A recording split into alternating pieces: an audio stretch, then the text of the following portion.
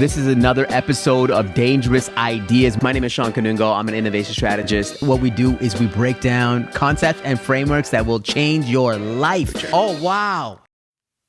Hey everyone, my name is Shawn. This is another episode of Dangerous Ideas. In this podcast, what we do is we break down concepts and frameworks that will change your life, change your business, change your career, but most importantly, change your life. And we got another podcast in the building. I'm super excited to be here. And if you are watching this on YouTube, actually, we are in a brand new space. This podcast studio is actually in a new house that my wife Deepa is going to be tearing down and building back up. She's going to tear it down to its studs and building something that's remarkable. And I said, why don't we use it before we break it down? Why don't we use it as a studio to shoot some content in there, because it's also closer to my house. So we're going to be here for the next number of months. You know, shoot me a message to see, to let me know how you'd like the studio. But we're still going to be dropping some fire clips. And I know I haven't been on the pod for about a week and a half now, and I missed it. And so what I wanted to do is bring some of the best ideas, the most dangerous ideas that I've found across the internet. It's one of our favorite episodes, is remixing different ideas and dropping on these pods. And so this first clip is from an individual. His name is Phil Agnew. He was on one of my new favorite shows, which is the Uncensored CMO. And he talks about this idea of the halo effect. Now, I believe that the halo effect is something different, but what he's actually talking about in this particular clip is around this idea of price anchoring, which he doesn't mention in this podcast, but that's what he's talking about. And I actually think that this is a really powerful idea, and also he brings a really unique example. So let's play the clip and break down what this is all about.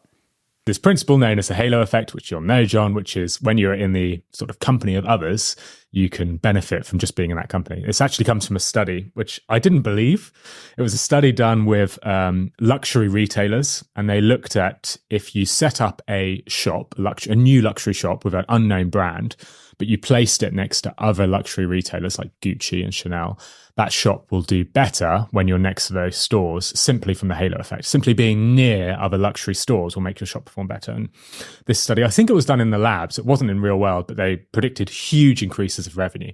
And I just thought, this has to be BS. Like, there's nothing different about this store. Why should more people go to it just because it's next to a Gucci? So I thought I'd test it. And I ran this test on Google survey. It went out to about 100,000 people. And all of the people were asked, would you listen to this podcast? Both showed an image of my logo. Half, though, was shown just the image on its own of my logo, podcast logo. The other half saw my logo, but dimly in the background, there was the logos of very other popular shows. So Diary of a CEO, Off Menu, Desert Island Discs. And I wanted to see if just merely being in the presence of those others made my show people more likely to listen. And it 3x'd the amount of people that would listen. So really? The control was about 6.4% said, yeah, I would try the show. With the variant, which had the halo effect, 15.8%, I think, said they would listen. That's so amazing. when you tell people that you're a top show, picture the other shows you're around, because that will make it even more impactful. That's amazing. Incredible results.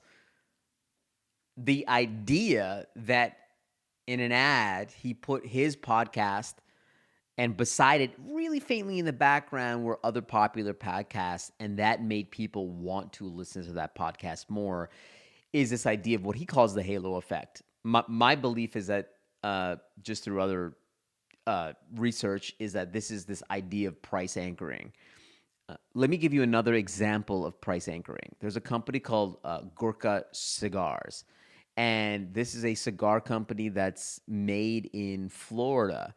And one of the most interesting things that they do with this cigar company is they actually pair it at yacht parties, private jets. They give out these cigars. So when you are on these incredible experiences, these luxury experiences, you're more likely to associate those experiences with the cigar. And in fact, it elevates the price of the cigar, because when you're on a luxury yacht or you're on a private jet, the idea of having an expensive cigar actually makes sense. So that it's like the halo of the yacht and the jet actually descends on the cigar, and it makes it more expensive.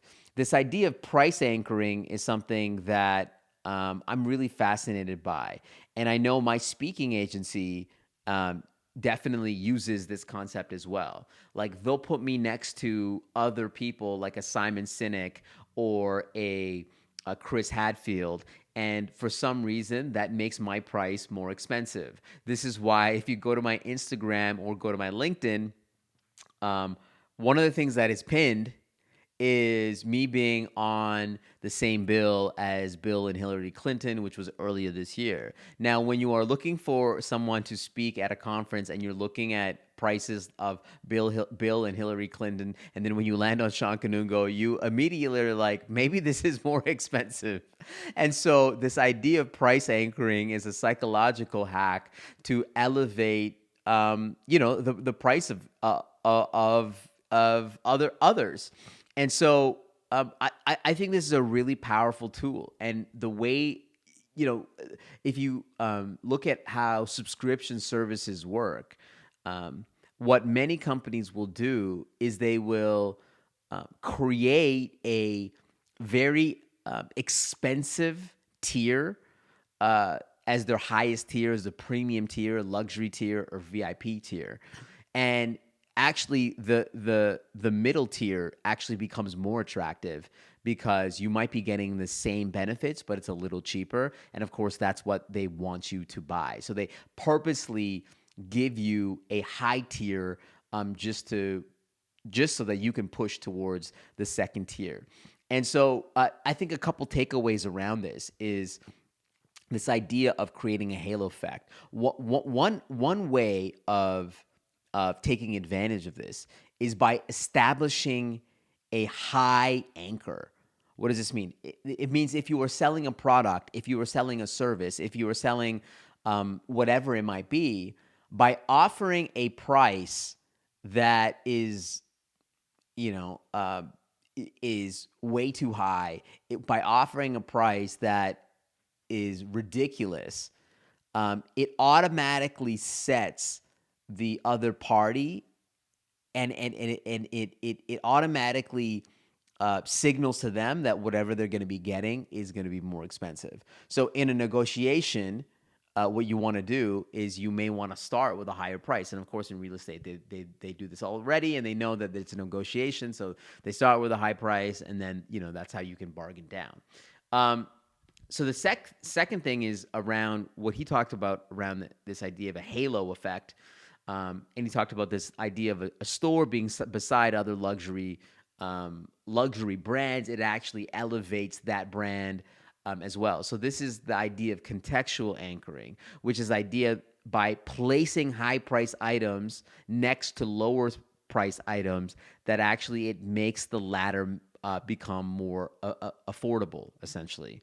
And so, this is something that you might be able to do. It's the same thing with the Clintons as well. You put the Clintons beside Shawn Kanungo, and then now Shawn Kanungo looks like he's a deal. By the way, the value that I would deliver versus the Clintons might be a little bit more, but the weight of what they says, you just might listen to the Clintons a little bit more because the weight of what they say will land a little bit deeper because of their fame and the fact that they're very accomplished people. And I think this goes back to the most important piece, which is always to communicate value and what you are bringing. What are the benefits? And I think that's always an important tool. But this idea of price anchoring is really powerful, and we don't understand how much this impacts our day-to-day lives and our decisions that we make. One of the things that I always talk about with my friends about is that when it comes to the Apple App Store, the problem with the Apple App Store is that they've completely destroyed the prices of those apps. The fact that these companies are spending billions of dollars and many of them are free. When you get an app that's 99 cents or let's say even $3, you're like, man, should I really be spending $3 on this particular app, even though in the background somebody spent, hundreds of thousands, millions, billions of dollars creating this app, and you're thinking, should I spend $3 or $4 on this particular app? At the same time, you'll go to Starbucks and you'll get a frappuccino for $4 or $5 and won't even blink. And so, when you see all these apps that are free and then you see an app that's $3, you're like, is this going to be valuable? When you go to Starbucks, you'll just drop $3 right away, or $4 or $5. And so it's fascinating. It's fascinating. It's a dangerous idea. And I love how Phil Agnew actually used this as a experiment. So hopefully you can do your own experiments when it comes to price anchoring. All right, let's go to the second idea. And this is from one of my favorite podcasts, was the All In podcast. I've probably listened to every single episode of the All In podcast. I have. And in this clip, I think they actually do a great job at dissecting the idea of desire as it pertains to the idea of universal basic income. And the dangerous idea here is that the universal basic income concept, the idea that we should be giving people a stipend to live, is an absolutely terrible idea. And I actually have never really understood it. And the reason why universal basic income has become a more interesting topic over the last number of years is because of the rise of artificial intelligence and automation. And it's the idea that, what are people going to be doing when the robots are taking, people's jobs? And I think it's actually an incredibly dumb idea. And in this clip, actually David Freeberg from the All In podcast breaks it down. Let's see what David Freeberg has to say. Yeah, so I definitely agree. I think I've talked about this. We talked a little bit about it with Jonathan Haidt. There's some great studies that have shown in the past that the change in income is a better predictor of happiness than absolute income. Eventually, everything normalizes. So I think UBI makes no sense for three reasons. The first is this normalization of spending levels. So once you've kind of had this increase, you have a moment of happiness, and then you actually start spending differently or spending more. And effectively, every human has one innate trait: desire. And desire is what drives humanity. It's what drives progress. It's what pushes us forward, because no matter what our absolute condition, it's our relative condition that matters, relative to others or relative to ourselves in the past or prospectively in the future. And so we always want to improve our condition. So a UBI-based system basically gives a flat income. So the only way for it to really work is if you increase the income automatically by, say, 10% a year. So in a UBI world, no amount of money will actually make someone satisfied or meet their minimum thresholds, because those minimum thresholds will simply shift. Spot on. Spot on. The idea that our happiness is based on, some arbitrary number that you give everyone, let's say $50,000 to live, and they're going to be happy, is complete hogwash. The reality is that our happiness is based on our expectations. It is also based on how we compare ourselves to others. And so it's funny, Deepa was saying the other day is that her happiest state is when she's learning. It's when she's exploring. It's when she's trying new things. She's actually challenging herself. That's when she's the happiest. When I wrote the book, The Bold Ones, during one of my first presentations related to The Bold Ones, I was in Vancouver. I remember this clearly. At the end of the presentation, somebody stood up and he asked me a question. He said, Shawn, really enjoyed this book. I really enjoyed, hearing about this idea of innovation and boldness and doing more. But what's the point of all this? We're all going to die. So what's the point of all this idea of trying when you're all going to die? And my response was, you are absolutely correct. We are all going to die, but the reality is the more that we can explore, the more that we can be hungry, the more that we can learn about the world and ourselves, the more that we can be bold at the end of the day, the more happy that we're going to become. And in my book, I don't talk about happiness at all, but actually, it's actually a book of happiness. The Bold Ones is about happiness at the end of the day, because the more that you challenge yourself, the more bold that you become, the happier that you are. And it comes back to this idea of desire, that we are constantly wanting more. We are constantly striving for more, and that actually is what makes us human. That is what makes us happy, is to accomplish more. And the reason why universal basic income doesn't work is for a number of different reasons. Number one is that, what is the arbitrary number that you're going to give to everyone? There is no arbitrary number that you can give to everyone that they're going to be completely satisfied. Number two is that it completely destroys people's work incentives. And number three is that you're going to have high cost and funding challenges, and how are you going to pay for all this? So there are many arguments against UBI. I think some people have arguments for UBI around reducing poverty, supporting workers that are impacted by artificial intelligence and automation, and you might increase entrepreneurship and risk taking, because when you give people money, they might do something with it. But I think in the study, and you can go back to the All In podcast, what they realized is that by running this experiment, when it comes to UBI, that people actually didn't become.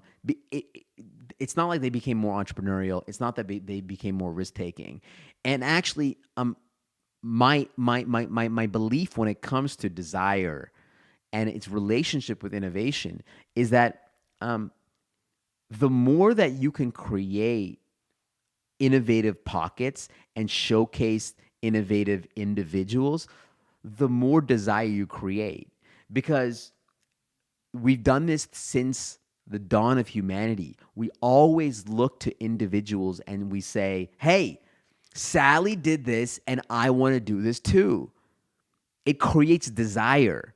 And so innovation, in essence, creates desire, right? When you see someone do something that has never been done, you're like, I want to do that too.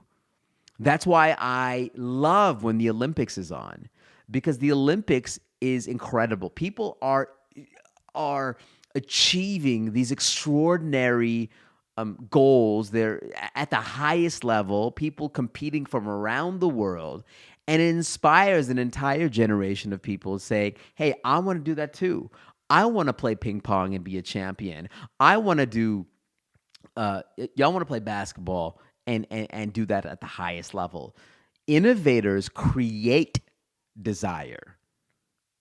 And this is why universal income, basic income doesn't work. It's because it doesn't actually create innovators. And so I love this clip.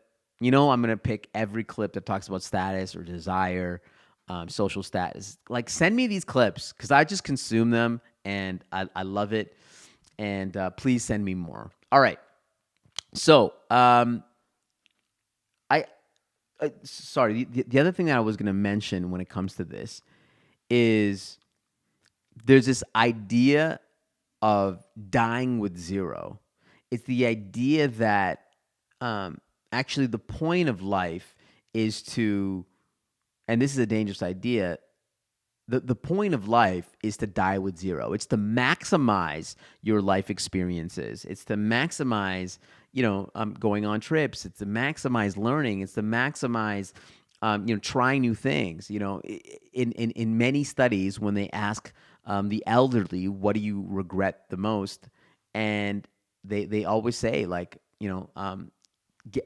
just maximizing memories, like spending time with family, right? Spending the money while they can enjoy it. There's so many people that, they get to the end of their life and they haven't, they have this massive savings that they've done nothing with. And I've been having this debate with my mother because my mother's getting older. She's in her 70s now. My brother and I do not need her money. And so I keep on telling my mom, I'm like, hey, like, spend your money, right? Like, make sure that you are maximizing the fruits of it. And I see my mother now, and I actually wish that she spent her money earlier so that she could have way more experiences when she was younger than having, some money now left over when she is not using it as much. So I think this idea of dying with zero is actually redefining how we look at wealth. It's actually turning wealth into experiences and memories at the end of the day. And I've been thinking about this a lot when it comes to my kids. Like, what am I going to do with my kids moving forward? And my belief is that if my kids know that they're going to get a pot of gold at a certain age or when we die, then I actually believe that might de-incentivize them to actually striving for more or doing more. And so I think that one of the greatest gifts that you can give your kids is showing them all the possibilities and showing them that they can do something that they love, doing something that there's a market for, but also letting them know that they're not going to be handed this.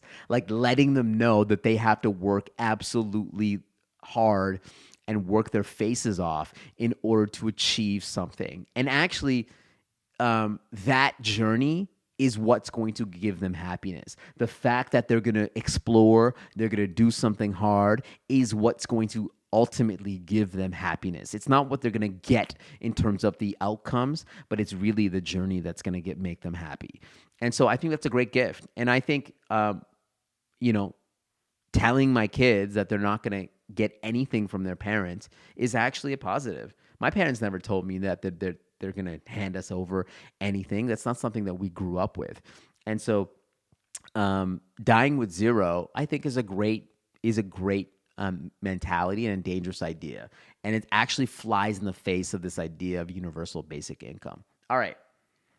So I love this next clip, and it goes back to some of the conversations that we've been having when it comes to AI and companionship. You may not remember, but in a previous podcast, I talked about how my daughter, Maya, the way that she uses ChatGPT was as if she's talking to a friend. And still to this day, like even months after ChatGPT's 4.0's voice capabilities came out, like we were going to the Edmonton Stingers game last night, and my daughter wanted to play with ChatGPT. And it's funny. It's just funny watching her and how she interacts with ChatGPT. She's like, hey, ChatGPT, can I ask you a question? Like, normally we would just say, hey, ChatGPT, tell me what time the Stingers game is on. We're not gonna give it a polite response to be like, hey, can I ask you a question? Or thank you for answering my questions. Like, she still thinks that it's like almost like a real person. So it's an interesting behavior, which is odd because she's grown up with the Alexa for her entire life. Like, she's been asking Alexa for things for her entire life. And the way that she interacts with ChatGPT is fundamentally different, which is interesting. But in this clip, from the My First Million podcast, they actually break down why AI companions is going to be a real thing.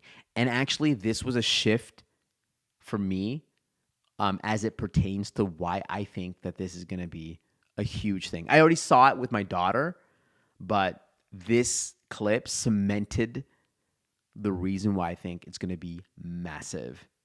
Drop it. When you look at consumer companies, one of the things that I learned was that the behavior patterns, like when something just really, really stands out from all other products in their category or previous categories, that's when you pay attention. It's like the, dumbest metric, but it is really clear when something has special consumer behavior around. And the thing that is really interesting to me about Character or the companion apps that work really well is like people spend hours with them, right? Like, you know, in terms of the number of products, like how many products do you spend hours with every day? I think people want companions. This is what I'm saying, that the like engagement characteristics around this stuff is real. And so for anybody like starting a new business, you know, one person company shipping AI companion app to a niche, like generating $1 million of cash flow for themselves. So Sarah, like, that's real. Of course, I believe that AI companions are real because I see how my daughter interacts with ChatGPT. And because it's almost seamless, I mean, I shouldn't say that it's almost seamless, but it's actually incredibly good.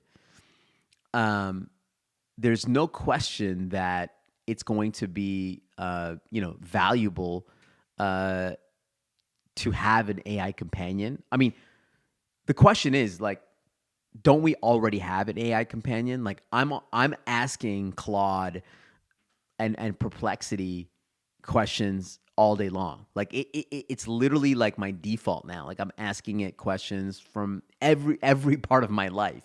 I'm getting the AI to help me. So I've already seen the AI be a companion, like a business partner for me. But this idea that AI is going to be your friend isn't. I actually think that's an unstoppable idea. And really, the reason why it's going to be unstoppable is the reason. It's the reason that she mentioned is that actually, if you look across other categories of innovations, the categories that you use the most, that you use every single day, that have a high retention, those are the ones that really break through. So if I look at other innovations like that I still don't understand to this day, like Twitch, like the fact that you can watch other people play video games or stream, it still boggles my mind.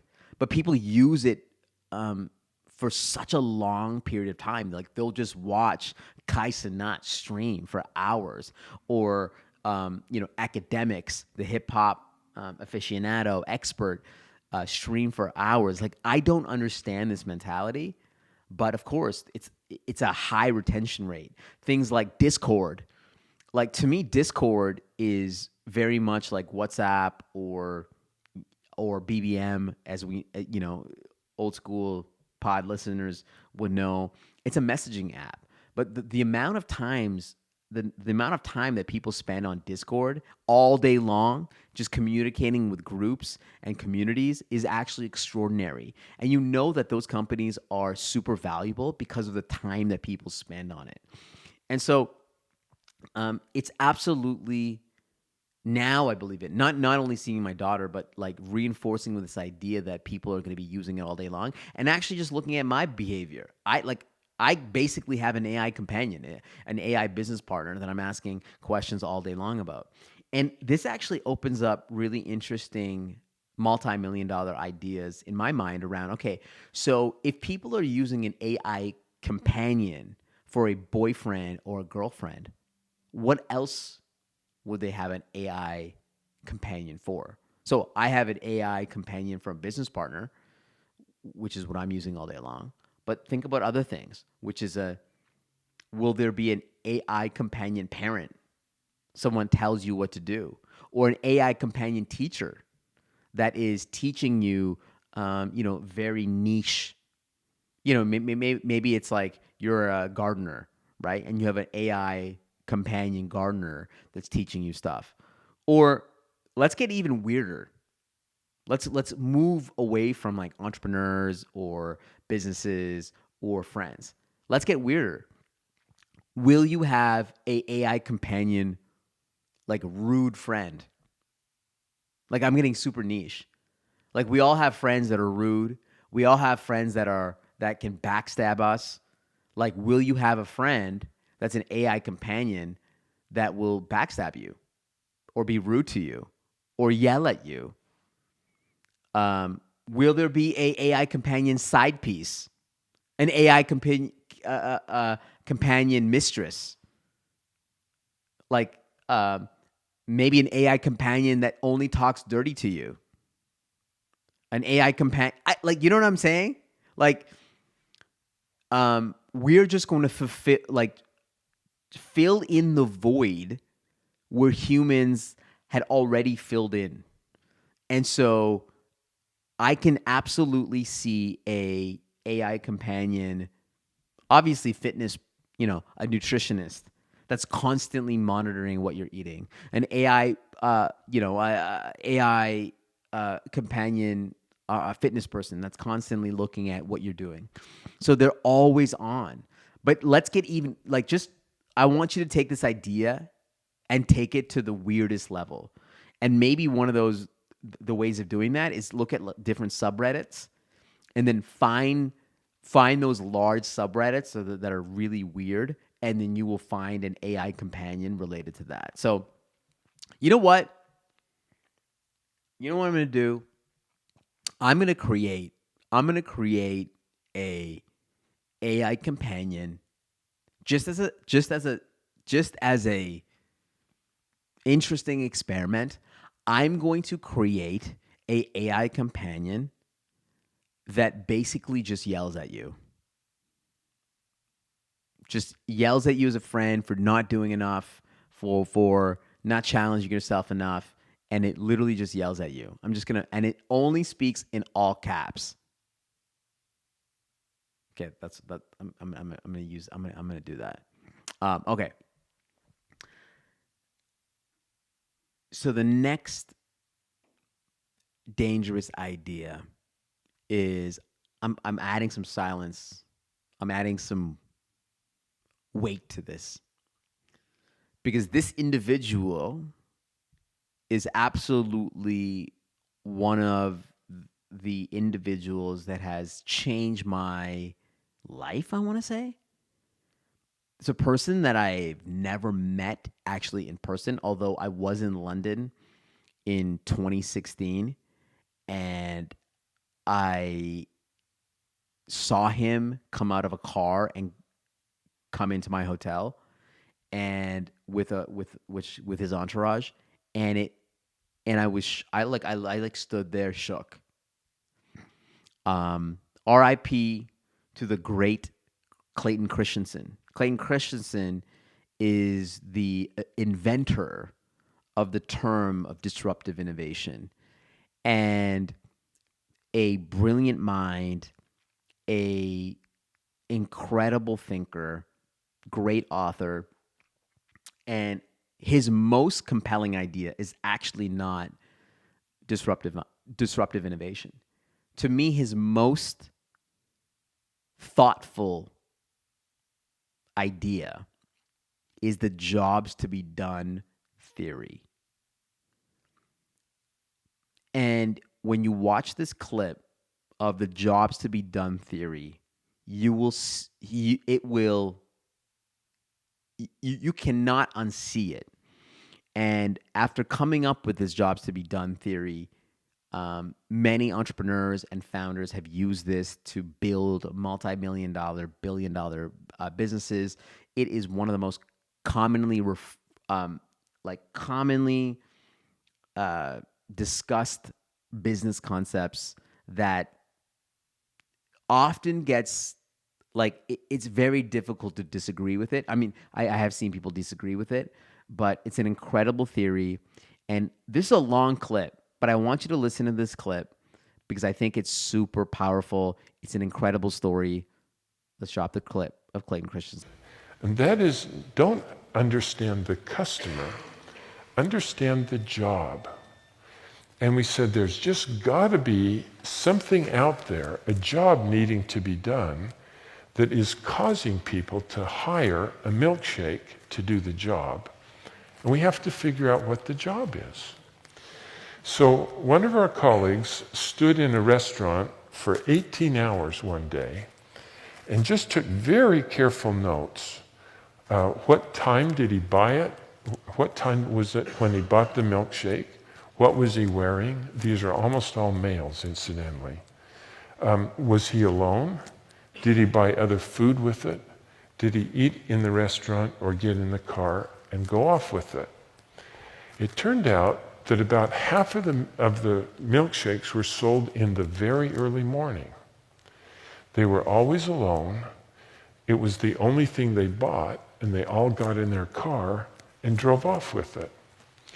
So to figure out what the job was that was causing them to buy these milkshakes, we came back the next morning, and my colleague and I positioned ourselves outside the restaurant so that as these people were coming out with their milkshake in hand, we'd confront them and say with language like, look, I got a problem with what you're doing here.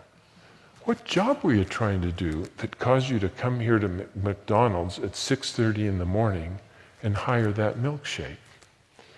And they would struggle to answer that, but we try to help them by asking, look, think about the last time you were in the same situation, needing to get the same job done, but you didn't come here to hire that milkshake from McDonald's. What did you hire? Well, it turned out that they had all the same job to do. And that is, they had a long and boring drive to work. And they just needed something to do while they were driving to be engaged in life and not to fall asleep. One hand had to be on the wheel, of course, but gosh, somebody gave me another hand and there's nothing in it. And I just needed something to do while I'm driving. And they're not hungry yet, but they know that they'll be hungry by 10 o'clock. So they also need something that can just go thunk and stay in their stomach for the whole morning. Good question. What do I hire when I don't hire a milkshake?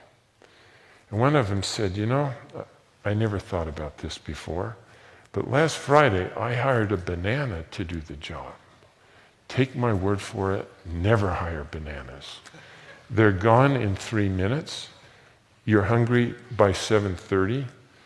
And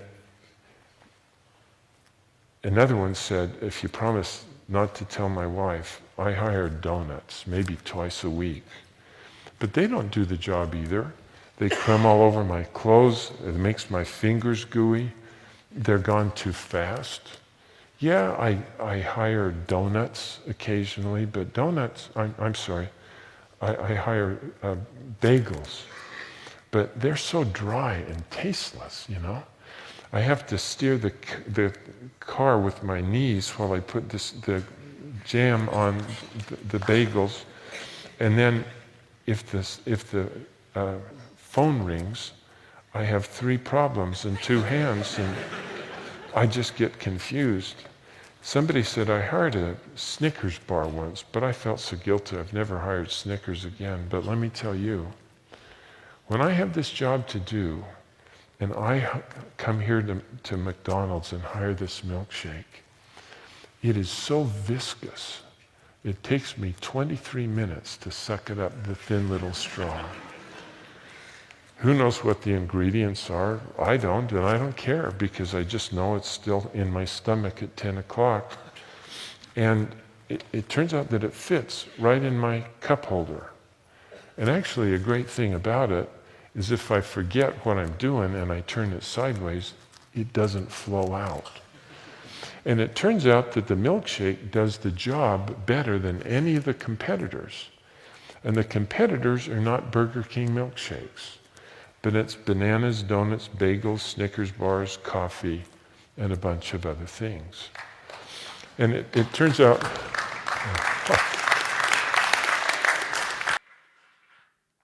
I mean, the fact that people are clapping for a story about milkshakes in itself is actually incredible.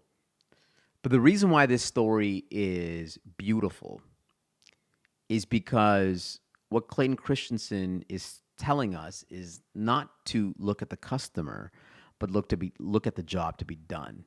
And in this case, the reason why people were getting milkshakes instead of a banana or a bagel or a Snickers bar is because on those long drives, the milkshake would stick. It's viscous. It's easy. It can go in the cup holder, and it fills the job to be done. And later on, he advised McDonald's, him and his team advised McDonald's to promote the milkshake in the morning, which makes sense because a lot of the milkshakes are being consumed in the morning because people are going for these long drives. Now, to be honest with you, I would never get a milkshake for a long drive, but in a sense, it makes sense. And this idea of jobs to be done is reframing how we look at innovation. We often look at innovation through the lens of a customer, but in this case, we're looking at innovation from the lens of the job to be done. And if I look at my own life, I can find why certain things have popped off because that's a great job to be done. I believe the reason why TikTok and YouTube Shorts and Instagram Reels are great snippet, a great why they're so popular is because, for example, when I'm eating food alone or I'm in the bathroom, which I admit I do bring my phone to the bathroom. I don't want to watch a show. I don't want to consume something that takes a long time. When I'm eating alone, I want something that is like, very quick, something that I can consume, quickly. And so YouTube Shorts, Instagram Reels, TikTok is actually a great thing to watch when you're eating alone and you want something that you can watch for 5 minutes. That's actually why I think First Take, Stephen A's First Take, which is on ESPN, which is a sports show, is a really great show because to me, I don't sit there and watch First Take, but it's a great lunch eating show. You have 5 minutes. I'm going to put on a First Take clip and just watch it. It completes there's a job to be done there, right? Let's look at other jobs to be done. So a job is to stay connected with friends. Now, of course, a great way of staying connected with friends is to call them, is to go to their house. And but another great way is through social media, right? What Facebook discovered is that actually a great way of connecting with friends is to have them connected on this platform where you can see what's going on with them. You can write on their walls, you can message them, and that's a job that filled, right? If I need to eat a healthy lunch, of course, fast, prepped lunches at Chop Leaf or Freshie, they become great prepackaged meals that I can go off and eat lunch. So if you look at some really innovative companies, what they've done is they fulfilled this idea of a job to be done. Another great example is the 5-hour energy drinks, right? What's brilliant about what they have done is that their job to be done is to help truckers on these very long drives. And so what they did is that they put this drink in a very small, basically like a capsule, and people with very long drives could consume this drink without going to the bathroom every hour. And so for truckers that are driving for a very long distance, and for people who have very long distance to drive, this becomes a great substitute. You get the caffeine without going to the bathroom every hour. And so a beautiful way of creating a product that gets the job to be done. And so I think this is Clayton Christensen's most powerful idea, jobs to be done. And it goes back to this idea that maybe we shouldn't just be listening, and looking at the customer, but looking at the job to be done. Now, I think a beautiful connection with this is a clip that I'm going to drop from Noel Gallagher from Oasis. And it is one of the most simplest ways of thinking about the customer. We always think that the customer is right. We always think that the customer knows everything. But in reality, the best companies in the world have actually created a desire for us to to want those products and services. To be honest with you, most customers have no idea what they want. I go back to my experience at Singapore Press Holdings. It's one of my first jobs coming out of school. I worked for this company. I was basically like their media strategist. That like my job was to figure out the future of newspapers. And so literally my job would be to research what other newspaper companies were doing around the world. And I would do these PowerPoint presentations to the finance team and their executives to figure out what the trends would be in newspapers. And I would also go on the street and ask people what they wanted from a newspaper. And what was interesting about the research is that whenever I would ask people what they wanted for research, they would always say, well, you know, really simple things like we want to read a newspaper on a train. They never talked about social or mobile or cloud or any of the ways that we get newspapers today. I mean, most people get their news through like TikTok or Twitter today, and I never would have thought that. And so asking customers on the streets of Singapore what they wanted from a newspaper was actually a futile, it didn't work because most people just just told you what they already know. But really what social media did, what all these platforms did, is it inspired an entire generation of people to say, wait, we can get our news through social media. We can get our news through other sources. And people in the street would never answer that. So this goes to this clip from Noel Gallagher from Oasis talking about giving customers what they want and how customers may not know what they want. So let's drop the clip. The consumer didn't want Jimi Hendrix, but they got him. And it changed the world. And the consumer didn't want Sgt. Pepper's, but they got it. And they didn't want the Sex Pistols, but they got it. Fuck the customer. The customer doesn't know what he wants. You fucking give it to him, and he likes it. And now there's an attitude in the music business where it's like, well, let's keep the consumer happy because that's what makes the music business go around. Let's put it this way. If a fashion house is a record label, right, like Dior or all those big fashion houses, do you think fashion would stay the same if they asked the consumer what they wanted to wear next summer? Why fashion always moves forward and we all look different and have different haircuts and we're all different because fashion doesn't focus group it to its fucking customers. Customers are idiots. 99% of them are fucking idiots. You know, not my customers. They're fucking brilliant. You're brilliant. And I respect you. But the customers of other bands.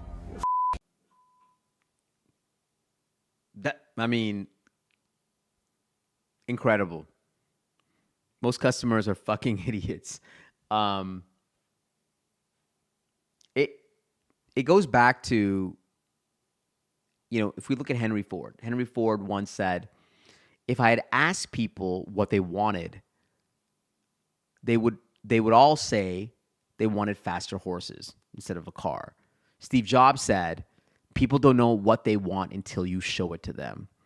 The founder of Sony, Akio Morita, said, we don't ask consumers what they want, they don't know. Instead, we apply our brain power to what they need and will want and make sure we're there, ready. Rick Rubin recently said that you should trust your instincts, right? That you should create something that you desperately want and something that you are good at and not worry about the customers. In fact, you should create the desire for them to want it. Bernard Arnault, one of the richest men in the world, who's the CEO of and chairman of LVMH, says when he thinks about Louis Vuitton and what they do, he says that we create desire. It's not about marketing. It's about the product and the story we tell about the product. So all this to say is that we spend so much time trying to please the customer, trying to address their needs, trying to do focus groups and surveys, when really, perhaps what we should be doing is inspiring our customers. It's creating desire for our customers. giving something that they've never heard of or wanted before. And some of the best companies in the world do that. Listen, some companies are like batteries. I need a battery. I need a broom. I need you to do this job and do it well. But part of the world is to inspire and to create desire. And of course, Noel Gallagher is he's obviously a musician, and in his case, when it comes to Oasis, of course, they're in the business of creating desire. They're trying to create music that people will want to listen to, right? He has to inspire them to listen to that. And I think there's so many things in life. There's so many products. There's so many things like music and artistry and whatever else, is that you have to compel people to listen to it, right? You have to give them the reason to listen to it. And I love that idea. So maybe the dangerous idea is fuck the customer. I love this episode of Dangerous Ideas. Thank you for listening. These were some of the best ideas that I've garnered over the last couple of weeks. I actually did a long trip to Nova Scotia, went across Nova Scotia, just driving from Halifax to Ayrshire to Sydney and back. It was a beautiful drive. And what I realized is that there are incredible people everywhere across this beautiful country of Canada. And it was great to just think and appreciate the beauty of the country, take some time to meditate on some of these dangerous ideas. And I appreciate you guys rocking with me, being on here. Rate, review, subscribe, whatever you got to do with the pod. And we will see you on the next one. Peace.